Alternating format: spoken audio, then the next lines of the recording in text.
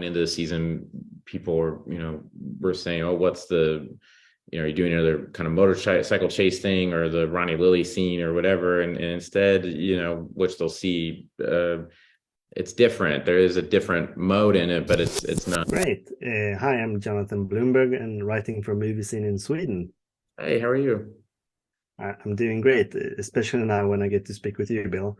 Oh, thank you. Uh, so I watched the first 7 episodes of the final season, and now I have to wait like ages for the final one, I guess. Uh, but I'm eager to get my hands on that too, because I'm really loving this season as well as Oh, I have good. done with the previous three. Oh, thank you. So I wanted to ask how you kind of, yeah, I know you rewrote parts of the third season and the almost the entire final season during the pandemic. Did you know already back then that you wanted to make this the final season, or did you still have like an idea where it could possibly go back Yeah, then? it started to shake out that it would be the final season as we were working it out and talking it through. It just became more and more apparent that, yeah, it should end here. And then it didn't want to. We told the actors, but there was always this part of me that, well, let's write it and see. It does feel like this is where it should end. And then by the time we were shooting, it was like, oh yeah, this is it. And Yeah. it was bittersweet. I think it's sad, but I think it's also just because I miss the I don't I love finishing the story, but the saddest part is not being able to work with the actors and the crew. I love our crew so much. So Yeah, it's an incredible cast, and like almost all of the main characters getting Emmy nominations and like proper recognition from their peers as well. Uh, yeah, and it's really nice for us at home to sit and watch a show that has been cast this well, and that you guys have written a script that brings like the most of their abilities on the screen. yeah, yeah, for sure. Yeah, and then getting to know the actors well too. You get to know them, and then you try to bring some of those moments out, more, and you see what their strengths are and who they are as people, and oh, I think we can write towards this, and they can play it really well, and it's really interesting. Yeah, I spoke with Steven just recently, and he said he wouldn't even have bothered to audition for the part that his character has now evolved to, because it's been gone so long. And did you guys see that early on that you wanted to go there with him or other characters? So was that Yeah, something you found out as you met these I think actors? it's as you meet them, and then you kind of understand. Season four. We always, I was thinking, well, this season, all the characters kind of have Barry's disease, which is, is this they're trying to figure out what their nature is and fight their nature, and they do a thing I think we all kind of do is that with the acting is they start playing a part of who they think they are, and to try to be this version of themselves that they like, and you don't know if that's who you really are, and this and what will make you happy. Yeah.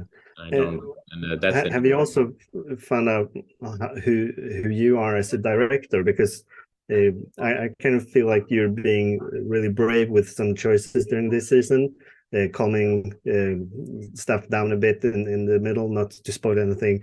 yeah, But yeah. uh, so how have you grown as a director throughout this journey? I think it's a bit more confidence and trying things, kind of like what you're saying, trying to say, what if um we just bring things down a bit, and what if what makes sense for the story and where the characters are, as opposed to what's a cool shot or what's something I want to do, what's a sequence or whatever. I think going into the season, people were saying, oh, what's the, are you doing another kind of motorcycle chase thing or the Ronnie Lily scene or whatever? And instead, which they'll see, it's different. There is a different mode in it, but it's not that, which I think is interesting. I would agree a lot with that statement. So thanks a lot for taking your time to speak with Thank me. you very much. I appreciate it. Thank Yeah, you so and much. best of luck with the premiere, and I'm happy that it turned out as great as it did. Thank you so much. I appreciate that so much. Thank you. And they did that several times as well. It wasn't even just like a standalone, this one incredible set. Like Yeah. they built whole like the France town. yeah, It's like, whole worlds that were for like. Hi guys. hi, So- how are you? I'm doing great now when I get to speak with you too, of course. So I've seen the first couple of episodes and really loving what I've seen so far. So good job, guys. Thank Thanks. you. Appreciate it. So what was kind of your how much did you know about the game? Like, did you play the game before you got the parts, or did you play the game after you got the parts to kind of get to know the characters better? I'd heard of the game through like a Pink news story. So when it came through, like I recognized the name of it, but I hadn't played it, and you hadn't either, right? I had not. I hadn't heard of it either. I Mm. didn't know what it was until after I was given the first 3 scripts. Mm. And but in a very short amount of time, I learned very quickly what it was. Mm. And also what fascinated me the most is that in being introduced to The Last of Us Part 1, the game, Mm. I realized, knowing that it had come out in 2013, I was able to recognize all of the references and sort of film and show representation, inspirations that were direct references to the game. Mm. I was like, oh, the look of Logan is so Last of Us, and so I learned very quickly its influence. And realized that I had been under the influence of the game without knowing the game. That's pretty cool. Yeah, it was interesting. Yeah. So when you guys actually got to step out on this set, it looks like $1 billion, and all down to like the prosthetics of the clickers and everything that I've seen so far in the episodes. How was it to actually step into this world and play these parts?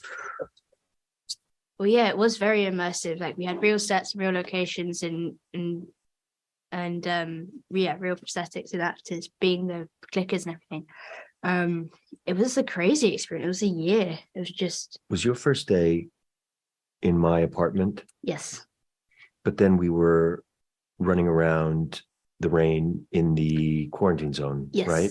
That was crazy. Yeah. That was like such a massive set. Mm-hmm. And to think that it was built for an episode instead of like an entire multi-season show, Mm-hmm. it was insane to me. Yes, actually. It was like a town. And They did that several times as well. It wasn't even just like a standalone, this one incredible set. Like Yeah. they built whole like the France town. yeah, It's like whole worlds that were for like yeah. parts of the show or just one episode or a couple or something. And then off we would move to the mountains or to the freezing snow. Yes. Yeah, it was amazing. They were the wow moments were a year long They never for us. stopped. Yeah, I see. So Pedro, you also got to meet your character at an earlier point in his life too. And how was that to be able to go back and kind of connect the relationships he had there with the one he makes with Ellie later? I feel so lucky actually to have that, in that it feels like almost a rehearsal towards the man he becomes for the story. And to have this amazing, heartbreaking experience with my daughter Sarah, played by Nicole Parker, who was amazing, and the catalyst to basically set everything up for at least Joel and his relationship to Ellie and to find even more of a mirror of himself in someone else. And there's just so much opportunity there and luck, frankly, to have so much laid out for you emotionally and psychologically, and just such a like very specific map and guide to follow. And the way that we shot it as well was the right timeline for my character. So it was just really, really, I felt very lucky. And I imagine it was challenging because you were coming in, and we had been shooting for a few weeks already. And you just had to like, because for me, it felt like I was kind of like rehearsing towards the world that we were going to be living in, that you just had to step into. Yes, it was terrifying. Yeah, I felt bad. But it really, I loved seeing it, so it works. So thanks a lot for your time, and best of luck with the premiere. I'm sure it will go great. Thank you. Been given 10 seconds in Swedish. Buddy, you can have whatever you want. What do you want? Okay. To be honest, jag satt den här limit because I jump back and forth. That's fine. Du pratar svenska, jag kör svenska och engelska. Hej, jag heter Jonathan Blomberg och jag skriver för Moviesin i Sverige. So I'm thinking we'll do it in English for everyone else to be able to understand what we're speaking of, even though I'm obviously very proud of speaking with a Swede in this kind of position. Ja, men du kan också köra svenska. Vi kör båda. Okay. Du och jag som bestämmer. Ja, exakt. Den här serien är ju helt otroligt bra. Alltså jag såg allting i en sittning. Eller nästan en sittning. De 2 sista avsnitten fick jag vänta på. Ja, men 8 hann jag med. Och sen så läste jag boken efteråt. Så att jag verkligen har liksom fallit för den här berättelsen. Så om du svarar på engelska då, vad var det som gjorde att du föll för den här berättelsen? So I fell in love with the actual narrative of a world. I love the fact that it's sort of, yes, it's futuristic and dystopian and it's science fiction in the sense that we're living in the future. But I like the fact that we, for some reasons of our own, are trapped underneath ground in a claustrophobic environment that we've lived for 200 years. So it's our own environment. We don't know anything else. And I love the idea that there's this kind of hierarchical setting of people who follow rules, and then we have the misfits kind of who break the laws and who go against the status quo. I love a bit of that. And the character's badass and cool. Yeah, well, and going off on that badassery, like I know you worked with like a bunch of these action heroes, like Tom Cruise. Yeah, never heard of him, right? No. So him doing all of these stunts, and you're doing the other movie with him on the side now. Is that something that helped you get ready for this part in any way? Not really, but I think all the fighting and all the movement has helped. I mean, I'd never done stunts before I did Mission Impossible. So of course, but I mean, I also hadn't done any acting before I did my first acting job. So I don't always, it's not the fact that I'm not grateful. I am grateful, but I've also continued on my own way. I keep on training, I keep learning, I keep getting better. I try new techniques. Wade Eastwood was the first stunt coordinator I ever worked with. He's absolutely phenomenal. But there are lots of other people who bring other aspects to me that I then bring on to next jobs. So I guess life is about constantly learning and constantly getting better at different things and trying things out. And this asked of me to relearn certain things because there are things they wouldn't know what to do. Yeah. And that was tricky, Yeah, for sure. And I'm really hoping there will be more seasons of this. But I'm guessing that's also something you have to take into account while accepting a role like this. You wanting to be able to spend years doing it, possibly. So was that something you took into consideration? And buddy, when you sign these roles, you know exactly what could come. Yeah. Hence why you have waterproof contracts. But yeah, and I mean, it's formidable. I mean, the role, and for people who have read it, I don't want to spoil anything, but I mean, the journey that is to come, if it was to come, if this was to become a second season, I mean, yeah, of course I'm excited. I mean, it's incredible. But even just this season as a standalone, was such a great journey. You know, I miss her already. Yeah, well, fingers crossed, of course. And thank you, och tack så jättemycket. Tack snälla. Lycka till med allt. Jag gillar dina små pop-up bakom dig. Ja, du får joina dem några gånger i framtiden med någon av dina roller. I do already. You just have to get it. Thanks. Bye. I don't think I ever got it. And I was like, what do you mean? He said, I don't think I ever got that speech right. I was like, are you kidding me? He said, no, that's why I made them have me re-recorded every movie that we did, because So hi, I'm Jonathan Bloomberg, writing for a movie scene in Sweden. Hi, Jonathan. Hi. Hi, it's an honor to be able to speak with the two of you. I really loved the first season of Strange New Worlds. And I've actually been able to get other people to kind of start their journey on Great. Star It's Trek a good through jumping this, off point. Yeah, well done. Thank you. Exactly. So I was wondering how you guys felt like stepping into this universe. The Star Trek fans are known to be very clear what they think about the new adaptations of this world or universe, and from what I've seen, everyone seems to love it. So that must feel nice for you guys. That does feel nice. Yeah, it does. It's fantastic. Yeah, we had no idea what we were turning in, especially shooting under lockdown, and we felt like we had something that was going to work, but we really did not expect the response. We did not. And we were shooting season 2 when season 1 started airing and the reviews started coming in, so we were able to celebrate together, and felt like we were given freedom by the executives to really go for it in season 2, and the things that we were a little riskier in season 1 were the things that popped, and so we've really been taking bigger swings in season 2.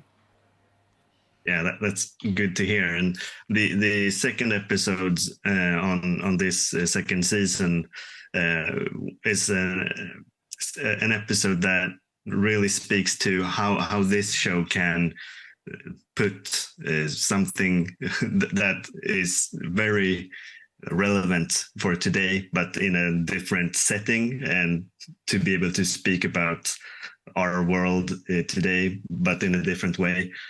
So how was it to shoot that episode in particular, and or reading the episode when you first realized that they were going for this? It was fantastic. And I mean, Trek has always been about sharing some kind of a message or some kind of allegory, and the courtroom drama from episode 2 is no exception. It was an honor to be added to a pretty exceptional group of courtroom dramas that are a part of the Trek world, and it was a beautifully written episode, and the takeaway is open for interpretation depending on how it speaks to you as an audience member.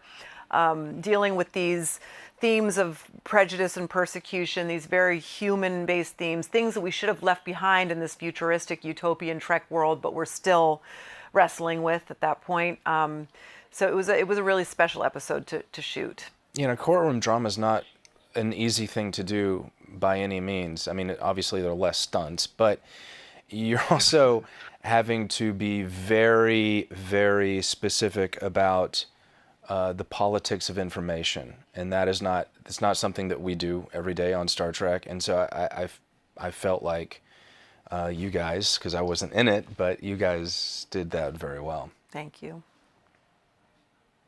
And this is, as I said, like a universe that has been going on for decades now, and it's still thriving, I must say. So what is it about the Star Trek universe that you think allows it to keep building and doing more and finding new us in new generations even. It's the best part about it. I mean, we discovered the series when we were both around 7 or 8 years old, and our mothers introduced both of us to it. I've been a lifelong fan, and so when I meet multi-generational families that are fans and watching it together, it means everything. We like to think that it sparks conversation. Trek has always been the franchise that holds a mirror up to society, and there's some sort of message and some sort of conversation that can be sparked within the audience. And so that's what it continues to be. I think that's the lure of it. Yeah, and not to diminish this talk, but when I spoke with Patrick Stewart, I had like one of those childhood I couldn't believe I was talking to Jean-Luc Picard. So have you guys had any meetings like that now when you've stepped into this universe, when you've met kind of like your own like Star Trek stars from when you were young, and now stepping into this world and having them say something about maybe your interpretations or something like that? Yeah, it's crazy. It's bizarre. The first time I met Brett Spiner, he got out of a car behind a casino in Las Vegas, and I was standing there, and he got out and said, "Anson."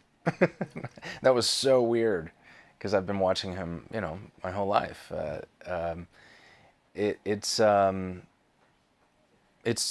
of the best parts about it, honestly, is getting to bump into Jonathan Frakes. I mean, Jonathan Frakes, crazy place. Yeah, having Jonathan Frakes as a regular director for us on Strange New Worlds has been extremely helpful, especially as he played number one on his show, and he understands this world so well, and he is such an incredible presence on set and sets such a beautiful tone for us when we work. It's great, all the interdynamics of all the Trek actors. I was actually recording the opening monologue to the show, and as we were doing it, I realized that as I was recording that monologue, William Shatner was in orbit at that moment, which was absolutely true. And next time I bumped into him, I told him this story, expecting him to laugh, and he just looked at me very seriously, and he said, I don't think I ever got it.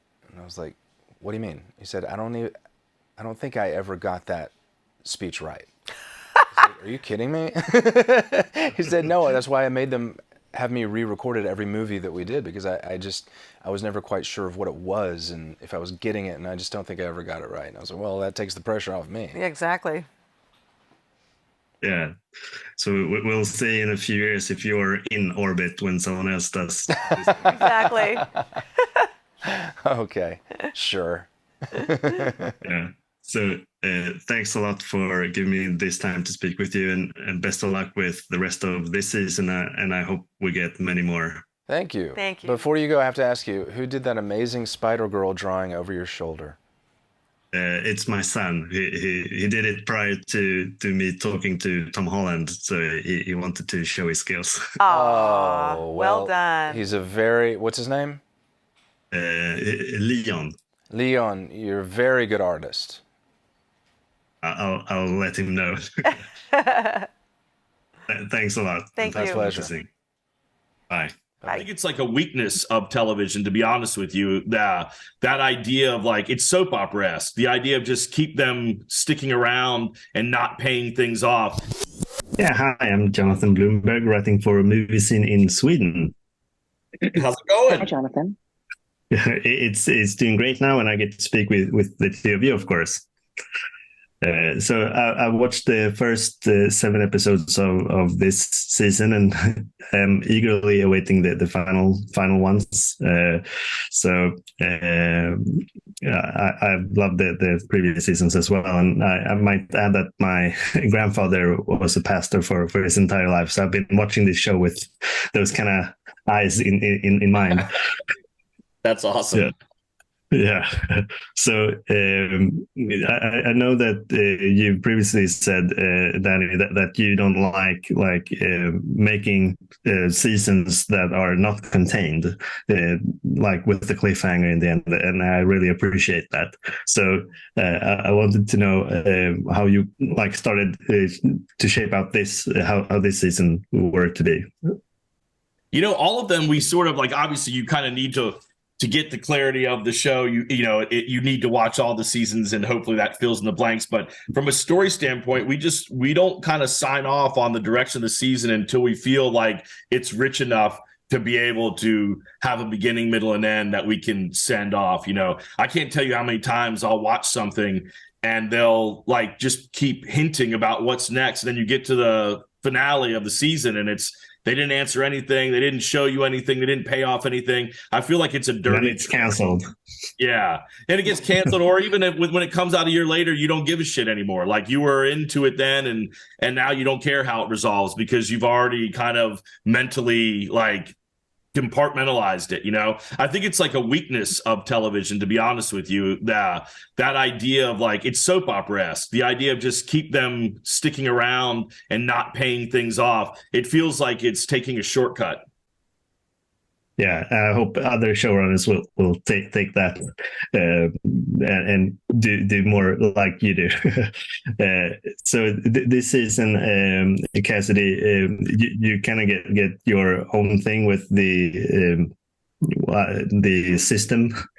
The system, yeah. Yeah. Mm-hmm.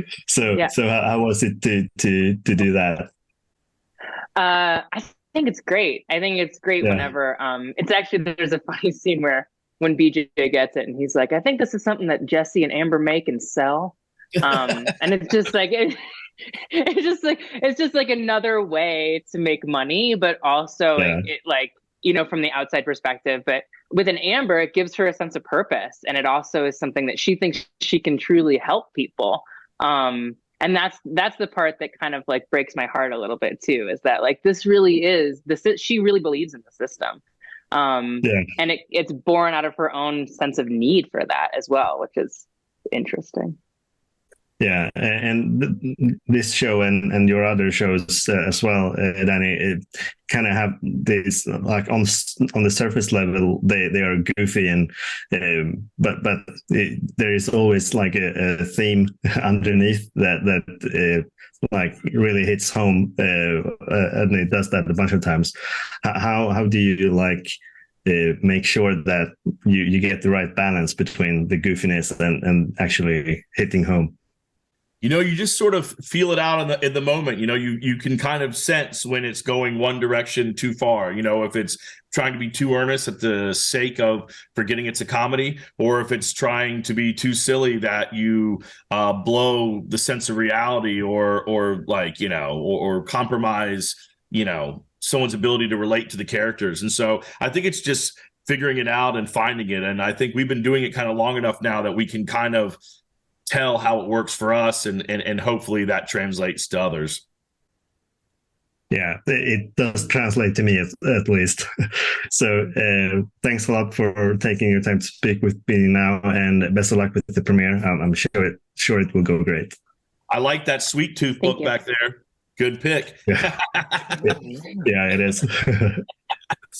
Take care. I've been a fan of the film since I first saw it, and it was something I've just never forgotten it. It was always haunting me somehow. So, hi, I'm Jonathan Bloomberg and writing for Movie Scene in Sweden. Cool. Hello. Hi. So I watched the entire season already, and I did it almost all in one sitting. And even though I maybe would not recommend beginning eating pizza while you're watching it, luckily I'm not squeamish, so it was fine. But I guess that's not the way to go. Thank you. So thank you for watching it all in one go. Yeah, thank you. Yeah, I had to wait with the final episode because it was a bit too late on the day, but I would if it wouldn't have been too late. So that's good. So I really liked it. So how did you guys get involved in this show? I know you were really early on into this project, Rachel, right? I'd been a fan of the film since I first saw it, and it was something I just never forgotten it. It was always haunting me somehow. And then one day I was thinking about material to develop, and I was thinking about sisters, and then I thought, oh well, what if we retold that story now? And I asked Alice if she might be interested. She had a think, because yeah, it's a huge undertaking. Yes, it's television, so it's long form, and Alice was not just writing it but also show running the whole show. So Alice had a little think. It was, and then you said yes. And then we started on this long journey together. And it really seems to have paid off, because it's one of those shows that you really get drawn into it, and I think that's basically a lot of your acting, Rachel, is playing both these parts, and it feels like two complete different people, even though they are supposed to be able to switch. So how did you kind of take? How was your approach in getting that on the screen? Yeah, well, thank you. I will go back to what Alice did, because she wrote on the page two completely distinct characters. So when we were talking about it in the months and well, a couple of years leading up to filming, we just thought of them as two different people. I thought of them as two different people. I think I was slightly surprised when I realized I was going to have to do them both. I mean, I'm sort of joking, because of course I knew I had to, but part of me thought, well, they're just two different people. And that's because the way Alice wrote them, they were just psychologically so defined and layered and complicated, and in this obsessional codependent, twisted relationship with the other, but they were just completely different characters. So it was, it came from the writing. Yeah. How did you guys actually do it on set, since you can't be in two places as one? So I'm guessing you had like a stand-in, and then you had to do this scene all over again as the other person, or how did you do it? Yeah, exactly that. Yeah, we had it was a whole enormous crew effort to sort of make it work as seamlessly as possible. So we would shoot one side, the first twin, and Rachel, we had an amazing stand-in, Kitty, who's an incredible actor, and then Rachel would go and change over, and then come back and shoot the other side. But it's it's a combination of an amazing VFX team, incredible hair and makeup, wardrobe, all the crew sort of focused on, and script supervisor making sure that the eye line is exactly correct. Like, it was a very precise process. Yeah, very highly technical in the way that Alice describes. And then I was free within that. I just had to change my clothes and my hair. And then I was allowed to be very free as an actor inside of this this huge group process. So we were all holding each other in this way. It was an incredible experience. And it was hard at the beginning. And then we got better and better and better. And by the end, we were just like, we could do the change so fast. I could, in terms of hair and makeup and costumes, and the crew were like, they were just, it was like a superhero movie. Well, I really loved it, and I'm sure a lot of other people will do that as well. So best of luck with the premiere, and I hope we will get to see you team up and do other stuff in the future as well. Thank you so much. Thank you. I hope so too. Yeah. I really was like, I haven't done this before. I said and the reason why I was really excited is because it didn't feel connected to something that I had done. Hi, so I'm Jonathan Bloomberg, and I'm writing for a movie scene in Sweden. Hello. Hi. So I've obviously watched the entire show, and I only knew about the axe and that stuff would happen, but I stayed away from the actual facts and was very pleasantly surprised on the depth you actually go into with your characters during this miniseries. So, how much did you guys know about like what actually happens in this story? Because I think a lot of people only know about, well, there's going to be some kind of murder going on here.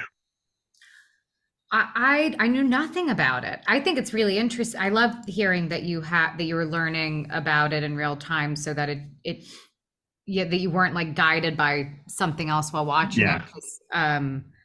That's how I went into making this show. I knew there was a made-for-TV film. I stayed away from it, and other than that, I knew of it after signing on for the part. Yeah, I didn't know anything. I was pretty surprised that it really happened, and it was a really sensationalized. And in that way too. Yeah, and it was a sensationalized national trial at the time, but it was before our time.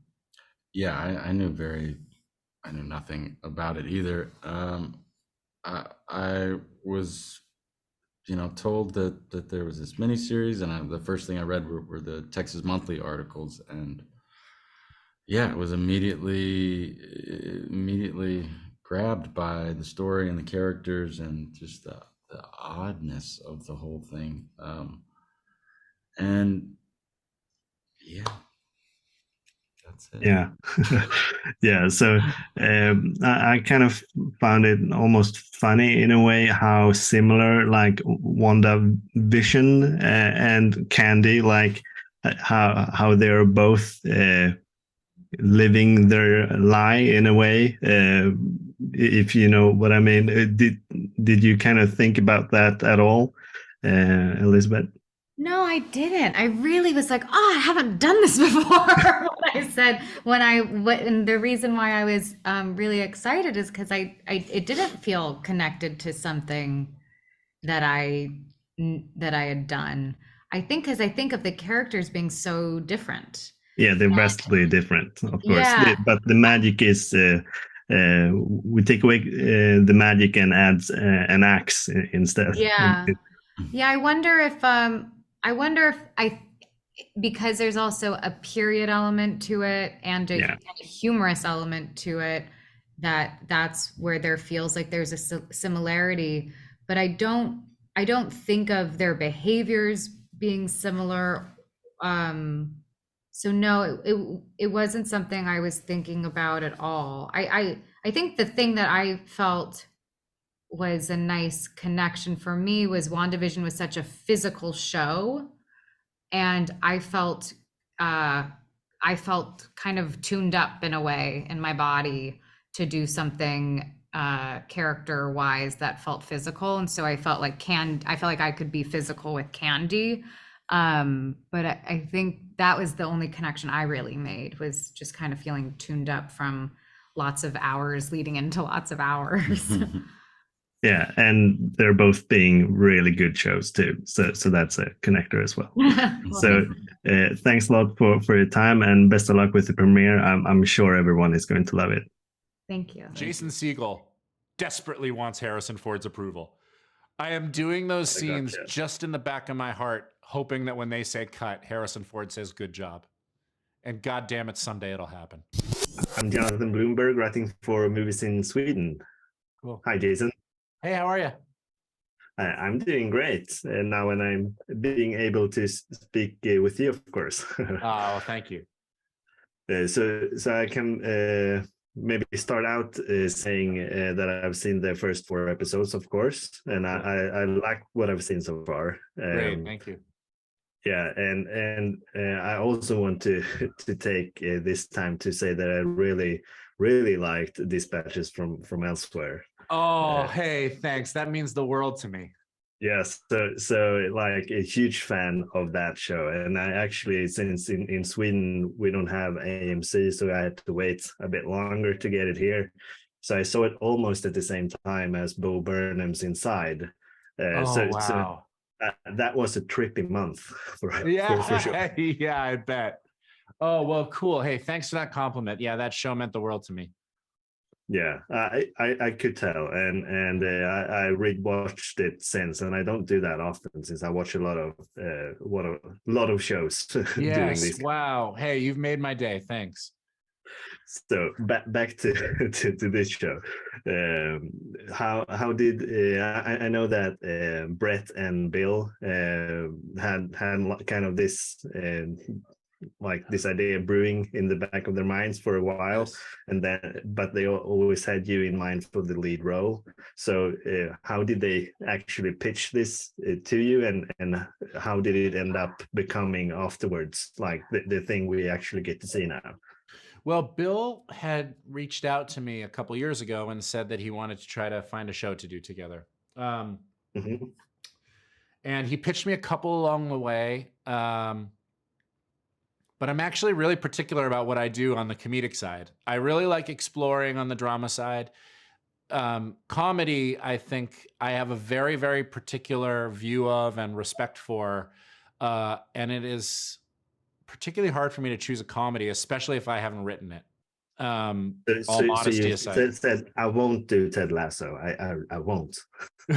Well, listen, having Bill be the guy who was pitching me these ideas was the thing that gave me comfort. And having seen Ted Lasso as well, being like, oh, this guy has a point of view on comedy that I align with and I think is excellent. And so when he and Brett pitched me this idea, I felt like, okay, I'll go on this journey with these guys. Let's see where it ends up. I think one of the shared points of view we had was that the best version of comedy is the tone of life.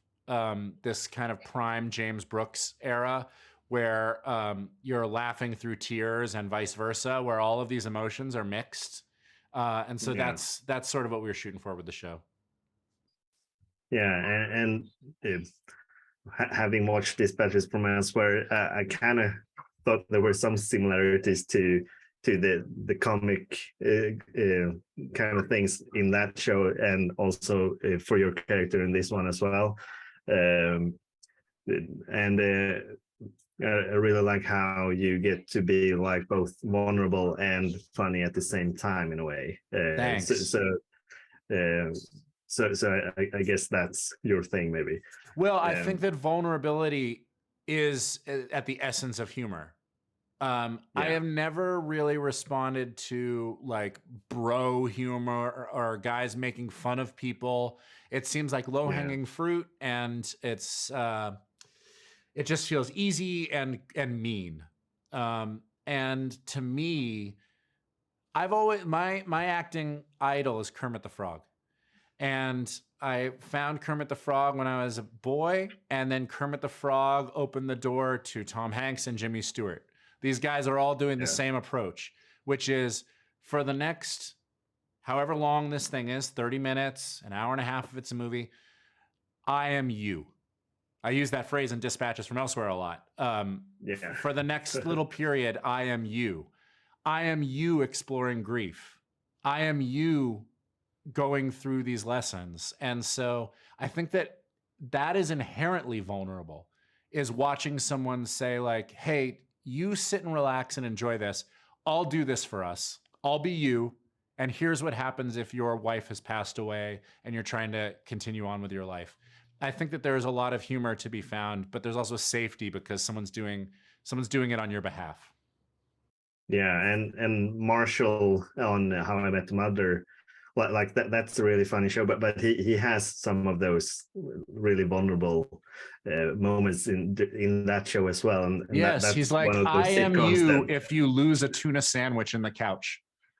Yeah, or on Slapsgiving, or yes, yeah. So this show, we obviously need to talk about the elephant in the room, and that is having Harrison Ford being your sparring, like you get to spar with him. How about that, huh? Yeah.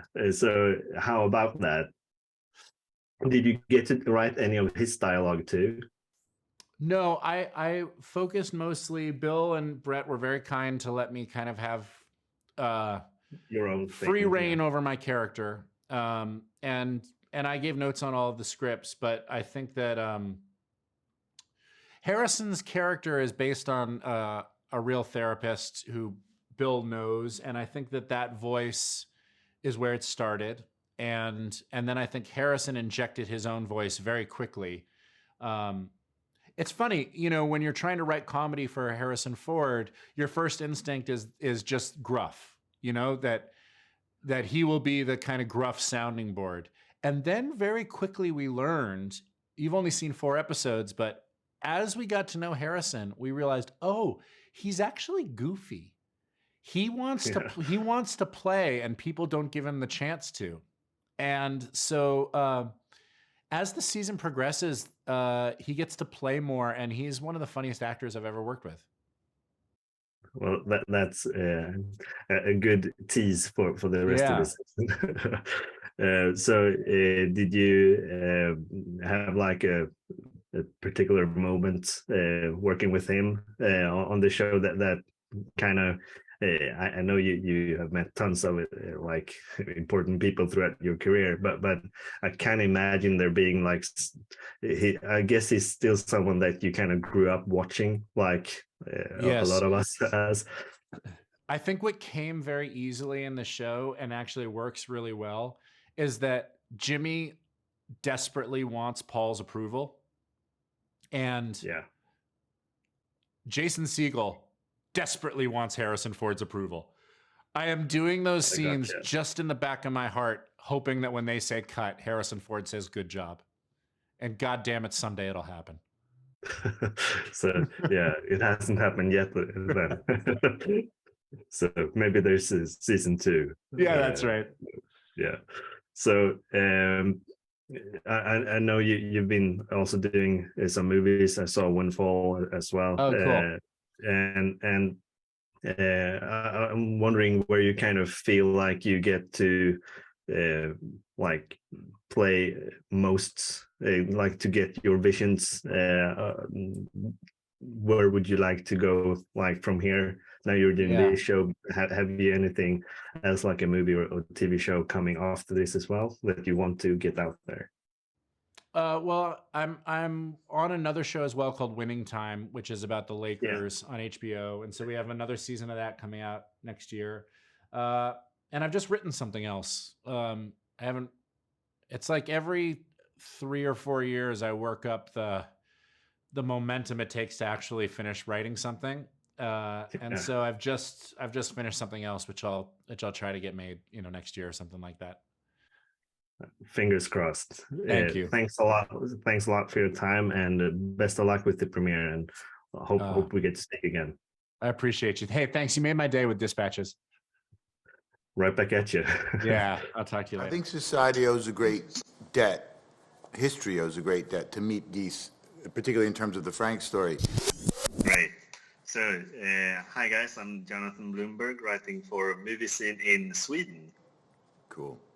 So I only recently got the episodes, but I've been able to watch 3 episodes today, and I'm going to finish them all after this.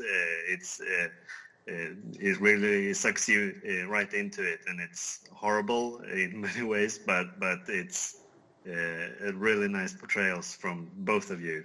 So happy to say that you really drew me into it. So how was it to kind of step into this world for you two? It's not something you want to live in day to day, I suppose.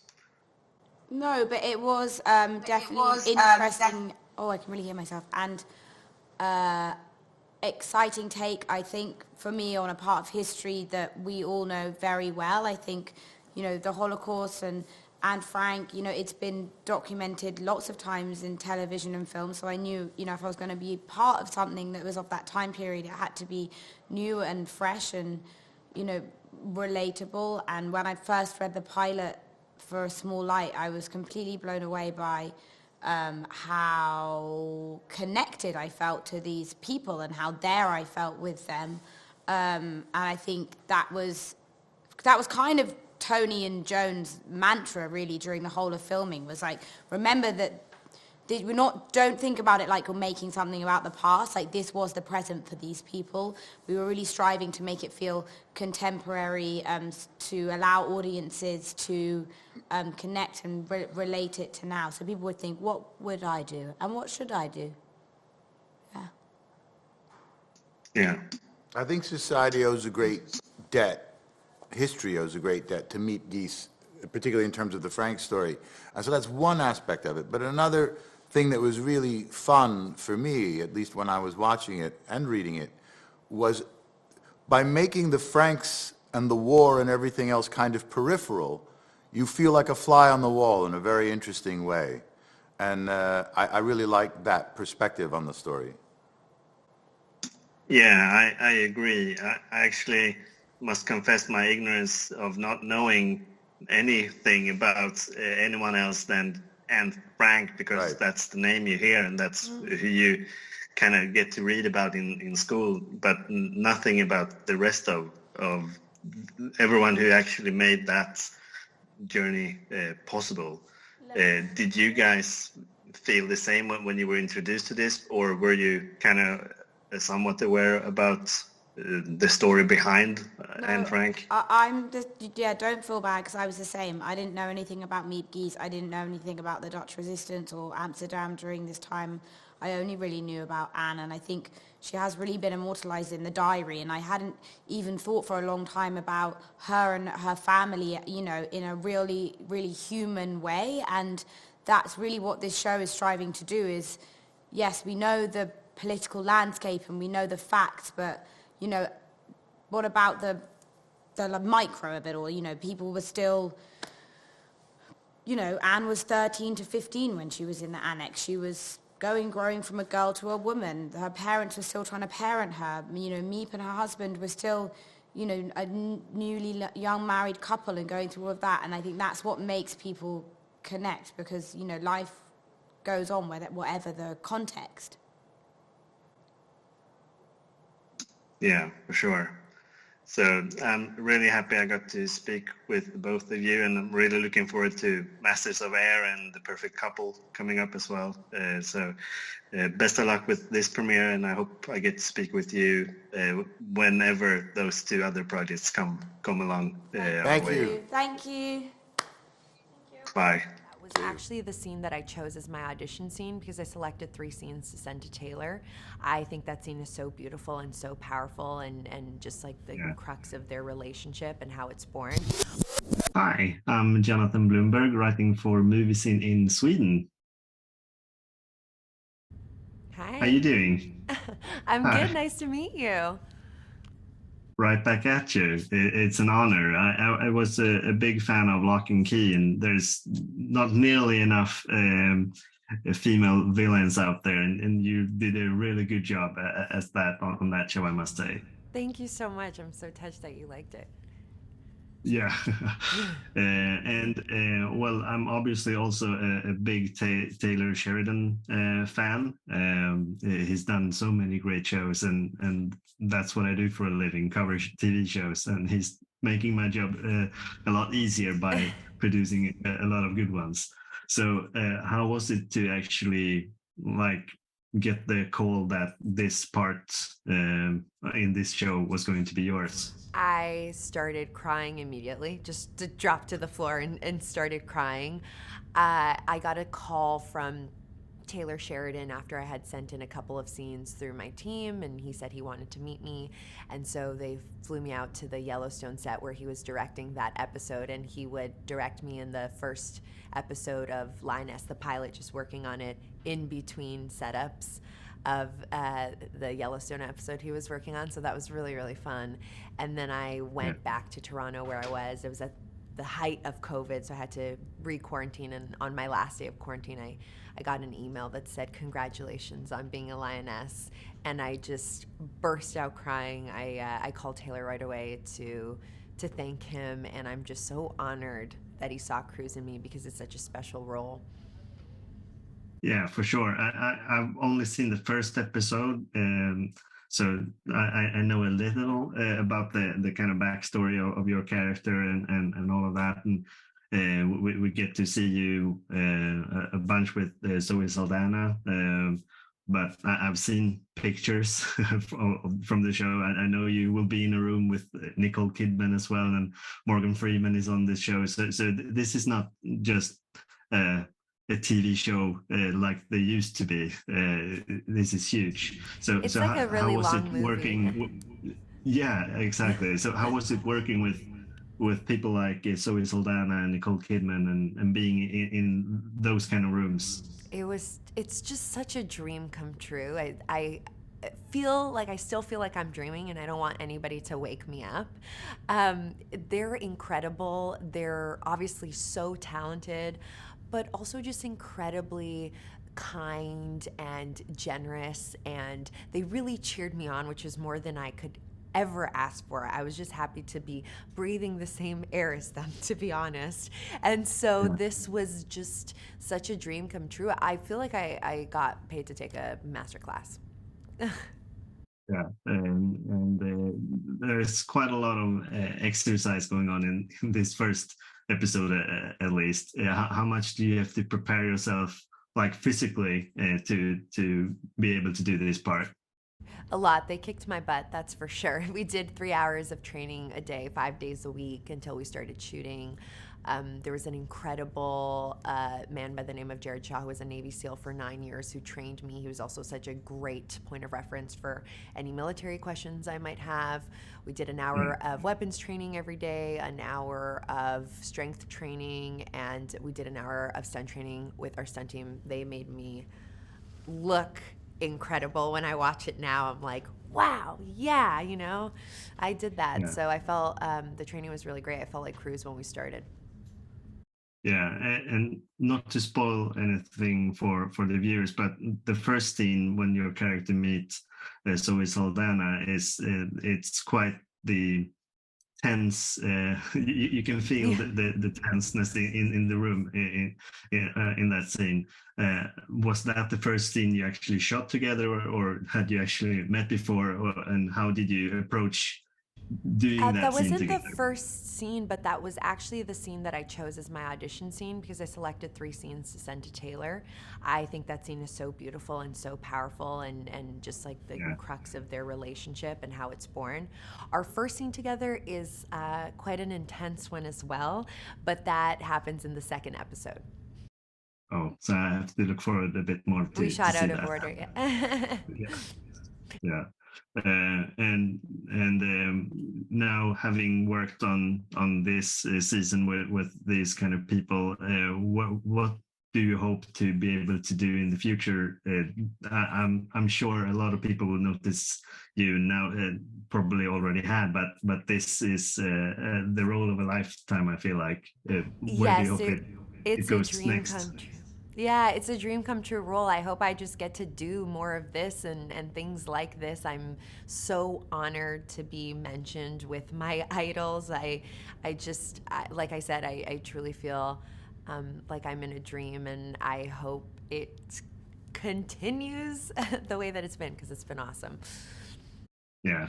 As I said, I've only seen the first episode, but I've seen a lot of other Taylor Sheridan episodes. So I feel like we're in for a treat, and I'm hoping that we get more seasons and that we get to speak more next year or whenever that 2nd season might drop.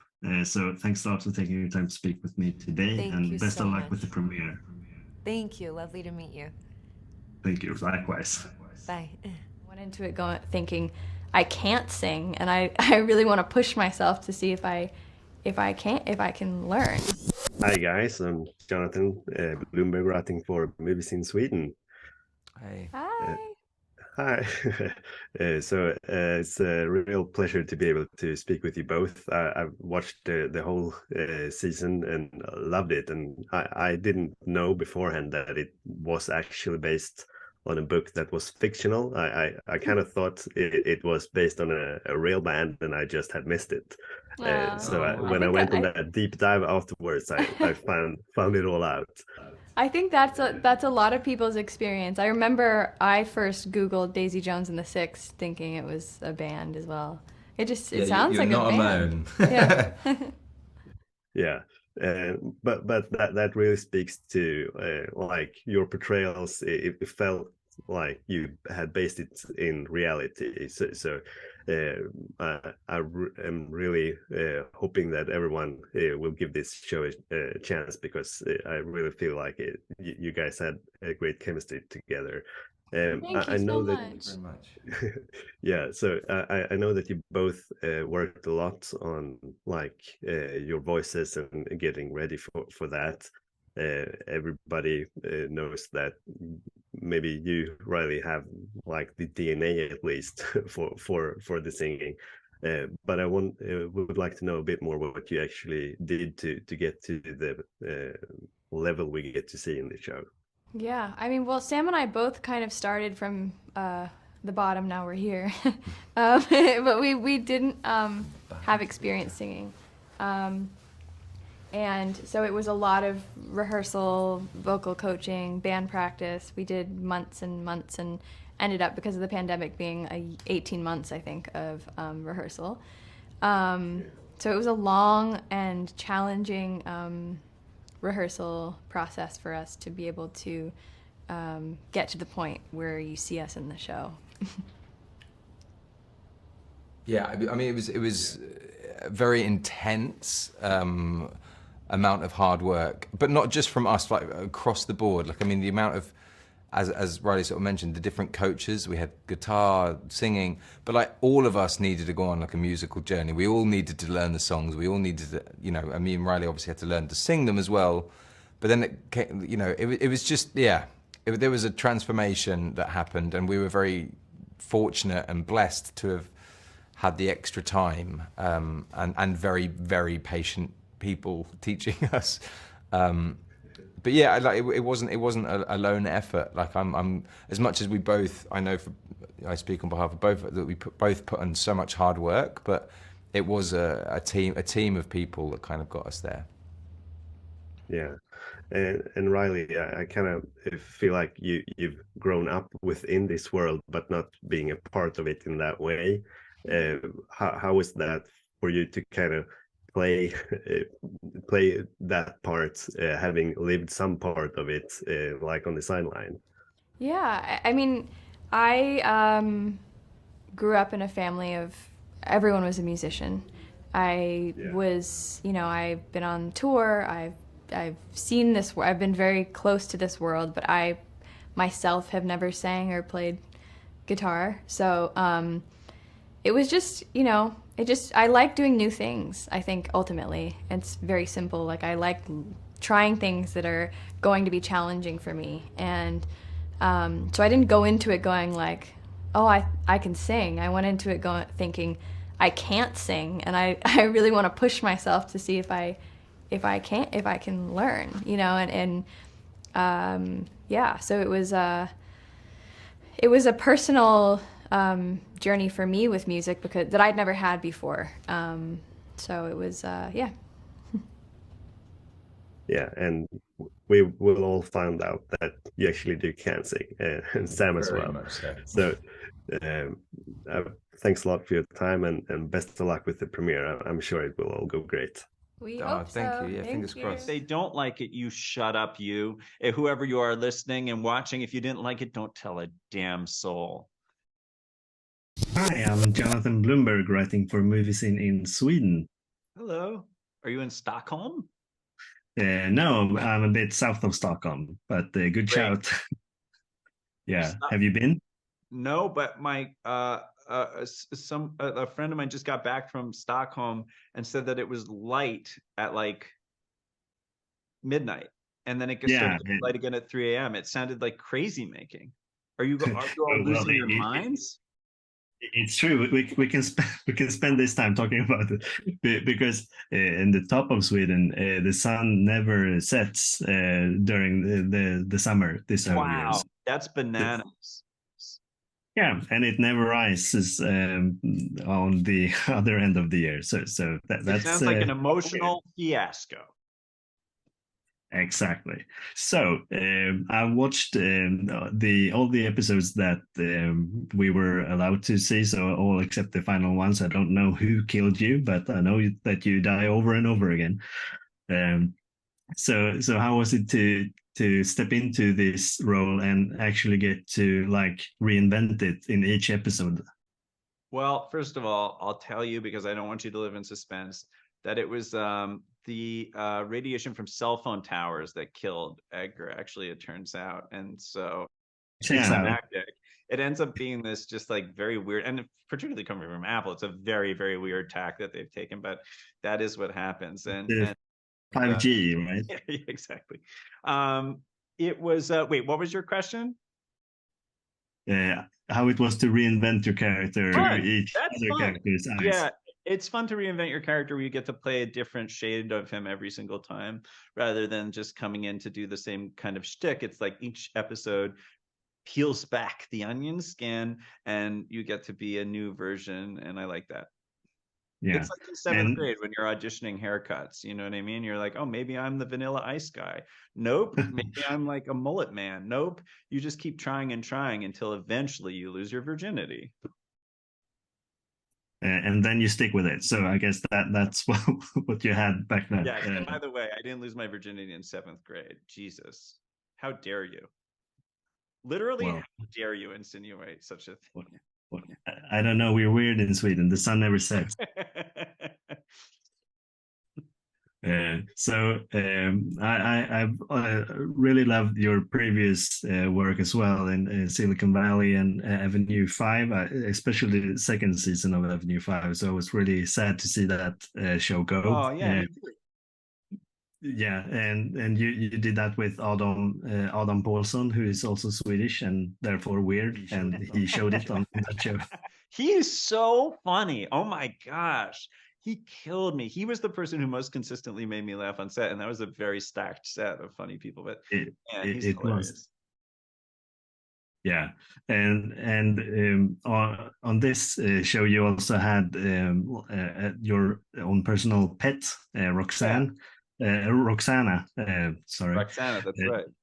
Yeah. So how was it working with a pet like that? I'm guessing it wasn't that hard, but. Well, that was actually a precondition of my contract where I said you have to include my pet lizard in this show because we can't be separated for more than the length of a brief online interview. And they were like, we don't want that. It doesn't make sense. And I was like, well, then I'm walking. And they were like, okay, we'll make this weird concession. Yeah, on all the other shows I've worked on, she's always there. They just green screen her out, which is easy because of her natural shade. It's like not that bad. I see. So that's the timer going down with my time with you now. That's the Roxana time. Mercifully, yes. Yeah. Exactly. I see. Well, I guess I need to let you rejoin with Roxana. Yes. But I really loved watching this season, and I'm sure the viewers will do that as well. So at the premiere. And if they don't like it, you shut up, you. Whoever you are listening and watching, if you didn't like it, don't tell a damn soul. Preach. Thank you for having me. Just know it every day. I do. No, he comes into work every day and goes, gum gum. I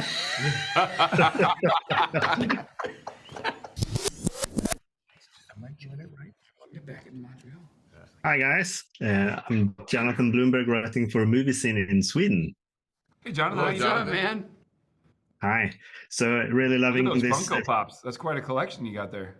Yeah, it's my shrine of people I've interviewed. So you might end up there after this. All right, I'll take it. Yeah. I really love this final season, and I've loved the first three as well. But you guys have all finished really successful shows before, like The Wire, House of Cards, The Office, and taking those like that experience that you went through back in the days, comparing it to now, is there anything that you learned that time that made it feel easier this time, or how is it to actually put a show to rest like this that you're doing now again? I mean, what I learned from The Office coming into this is to really have the ability to trust the people that you're working with. I mean, the Office was the same in the respect that the writing was fantastic, the people around you were fantastic, and so you it's a weird thing to have to learn to just not think too much about your performance and just go with it and trust that it'll all come together because you're working at such a high level. That said, it's bittersweet that it's all coming to an end for that exact reason, because I think getting to work with people this talented and this good and this much fun and this good of people is a very, very rare thing. And to be on a show at all, to be doing what we're doing in this business and be on a show is the goal. And then to be on a show that people watch and seem to like is it's almost too good to be true. It's very special. It's very rare. That's the thing that I found to be in common. There's the rarity to be working with people at such a high level, and it all coming together. It's something that you don't realize how rare it is. You can look at my resume and see the rarity of it, you know. And so when it happens, man, you cherish it. You cherish it, and the lasting memory will be what high quality work was being done. And then your fan also. You know, last night I was looking at the premiere and I was just like, man, this guy's good. And they really, boy, that looks great. They shot that well. I didn't even realize that we could do that and achieve that. It's high quality work with high quality people.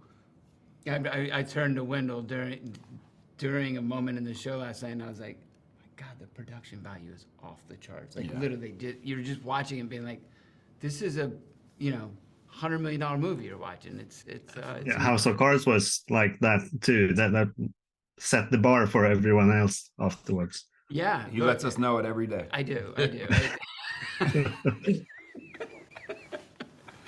No, he comes into work every day and goes gum gum. I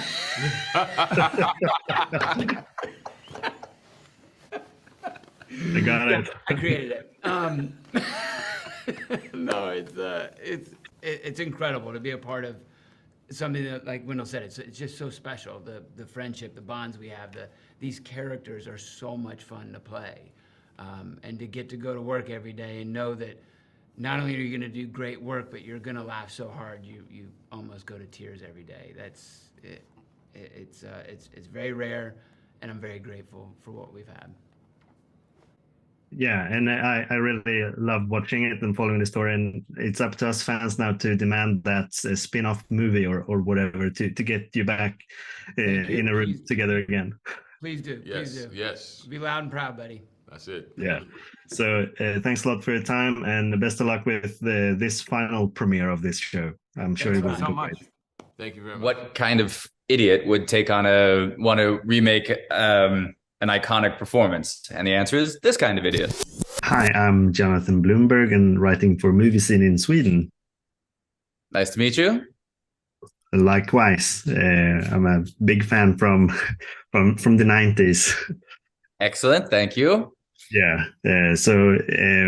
Well, Dawson's Creek, The Affair, and Fringe, all three are really great shows in my mind. So thank you. Much appreciated. As is that one on the wall behind you, one of the all-time greats. That is one of the all-time greats. That's true. So I want to start off by saying that I watched the first 3 episodes of A Fatal Attraction, and my first question must be, how dare you take on a role like taking on Michael Douglas in his prime, because that's where the comparisons will go now. But from what I've seen so far, you're doing a great job, but you didn't know that beforehand. Yeah. So, I mean, it's the exact right question. What kind of idiot would want to remake an iconic performance? And the answer is this kind of idiot. So yeah, I mean, that was basically my first question for Alex Cunningham, the writer of the show, is why do you want to tell this story and why do you want to tell it right now? And what I found so compelling about her answer is, look, one, and I hadn't rewatched the movie in many years at this point. She's like, you need to actually rewatch the movie because what you think the movie is you're remembering it wrong, and everybody does, and that's okay. But two, you can't get away with the perspective that movie has now, right? Essentially, he's the victim of her craziness, and that's the perspective of the film.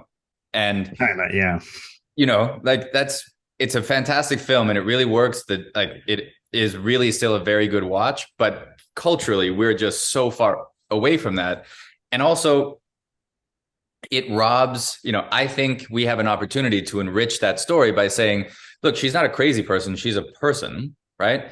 And really delve into all the things that make her her. Yeah. And then when we do that, we also get the opportunity to re-examine, like, well, what was he thinking? Why did he do this? And why did he do this with her? Like, what is it about her that specifically that was like perfect catnip for his ego? And then because we have the 8 hours and because of the structure of our story, we have the opportunity to revisit the consequences of these actions 15 years after the initial moment. And that to me was really fascinating, to be able to go back and say, yeah, like just because the affair ended and just because you think that portion is over, no, this stuff ripples out through time. And now you have to deal with all of the things that come with that as they go on and on and on and on and on. And yeah, I found that to be a really compelling take on the story. So we'll see when it comes out if I'm an idiot or whether it was a good idea, but I'll let other people judge that. Yeah, and also I know that Glenn Close actually fought for a different ending on the original movie, and they even taped that, but made it go in another direction just to frame her character, like as you said, like the crazy person. Yeah, I think it's funny. I think she has a conflicted relationship. That role is so iconic and is just part of the cultural zeitgeist, but I think she has a really conflicted relationship with her performance because she had a broader idea of who Alex Forrest could be inside the context of that story. And so that's kind of what we're trying to do here, right? And I'll let her be the judge of whether we pull it off, but she was right back then that you're not a crazy person, you're a person, right? And there are reasons why people act and behave in the way that they act and behave. And to give that character it doesn't excuse any of her actions, but to have a properly empathetic, lens on that story, I think that's the opportunity that we have in telling the story right now. Yeah. And also, I'm wondering a bit about the fact that it's described as this erotic thriller. I've seen The Affair, so I know you that those kind of scenes. Yeah, you've been down that road before, but I was thinking it made me think like when they shot the original and you've gone through this in The Affair and other projects as well. Is that something you talked about with Lizzie, like the shooting of that? And I'm guessing nowadays you use intimacy coordinators and stuff like that. Yeah. So the answer is yes to all of those things. So right off the bat, had not just about the sex scenes and what they mean in the story, but it's an emotionally fraught relationship between these two, even at the best of times, right? So immediately got into those conversations of what this was and what it meant, and why these two people sort of became this thing for each other. And then, when you're talking about the sex scenes in particular, we use intimacy coordinators now. We had a great coordinator on this show. The good news, for me, the best version of having an intimacy coordinator is never having to know that they're there, because it means that everybody else has done their job and everybody, nothing untoward is happening. And in that case, you just have somebody who's there to be another happy face on set. Yeah. But it is, it's very important to not make it the burden of the performers to be their own advocates in a space that they're already vulnerable, right? Because I have certainly been around situations where that has been the case. And I think it's a great step forward for how the industry works to not expect an actor or an actress who is already in a physically vulnerable state, in an emotionally vulnerable state, to have to then put their hand up and stop 75 people from working to say like, actually, this is not okay. We didn't have anything like that on this show, but you know, I think I'm very happy that the industry broadly has understood that the way that we used to do things is not acceptable. Yeah, it makes me glad to hear. And I'm really happy that you had the time to speak with me, and best of luck with the premiere. Thank you so much. Bye. Yeah, season 3 just goes mad. Season 3, we're just exploding everything. Boom. Season 3 is we're being as free as we can. I mean, season 3 pushes every boundary out there. Hi. Hello. Guys, I'm Jonathan Bloomberg, writing for Movie Scene in Sweden. Hi, Jonathan. Hi. How are you? Hi. Yeah, I'm doing great, especially now when I get to speak with the two of you, of course. So actually, I wanted to start with you, Rosamund, since you actually are voicing the books as well. So you kind of get to play all the characters and Moraine on this show. So I was wondering if that has in any way shaped your performance, getting like getting to be inside of all the characters in a way on that job as well. Well, thanks for recognizing that part of the work too. It's been it has been amazingly interesting in that I've understood a lot more about Robert Jordan's imagination and quite how profoundly the interiority of all these characters matters to the books, which is obviously something that's very, very hard to put on screen. You know, so there are amazing sequences for Perrin, for Rand, of their struggle, their internal battle. A lot of the Wheel of Time is about characters and the internal battle between what they're fighting and who they present themselves as in the outside world. Temptation, you know, some essential feeling of resisting your destiny, but it comes from inside, fighting against what the wheel has in store for you. And it's very, very hard to represent on screen. And Yosha has, you know, the largest part of that struggle to portray and find a physical, mental language for on screen. Don't you? We can do a segue there because my next question were going to be like it's a bit anticlimactic for especially your two characters in the end of the first season, where things doesn't happen as they had planned in the way they had planned it, at least. And your character kind of have to deal with that during this season. And Joshua, how has that been to kind of portray what Rosamund was talking about, that inner struggle that your character has at the start of this season, at least? Well, it feels like for Rand, it's all internal, and and he can't really. The very few places where he can express himself, who he wants to be. And that's why I think it's very interesting that at the start of season 2, Rand is working at a place where he's taking care of people who struggle with their mental health. And that feels like the only place where he can actually be himself. And once he goes out of those walls, he has to hide himself. And he's carrying a lot of secrets.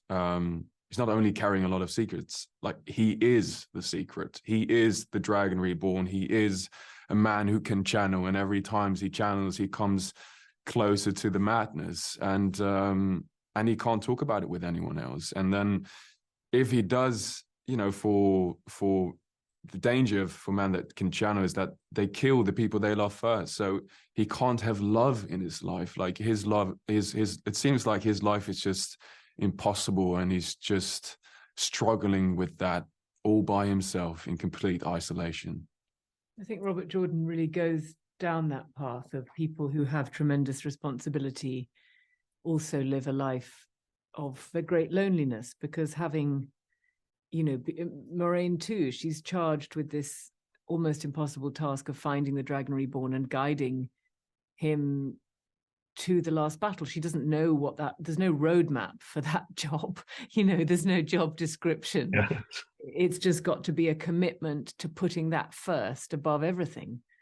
And you understand it's very lonely, but if you're going to do it, if you're going to live your life by it and stand up for it, then you have to sacrifice everything else for it. And we see both of these characters sacrifice the relationships closest to them for the sake of their destiny, I suppose. Yeah, for the world. Big stuff. Yeah, it is. Yeah. So thanks a lot for your time, and best of luck with the premiere of this season. We've made it sound incredibly serious and very hard work, but it is also, it's great fun to do. I think when anyone who's watched season 1, season 2 just kind of deepens everything and takes us into these character dimensions and allows us, this great canvas to work on. So. And then season 3. Yeah, season 3 just goes mad. Season 3 is just exploding everything. Boom. Season 3 is we're being as free as we can. I mean, season 3 pushes every boundary out there at the moment. So yeah, I can't wait.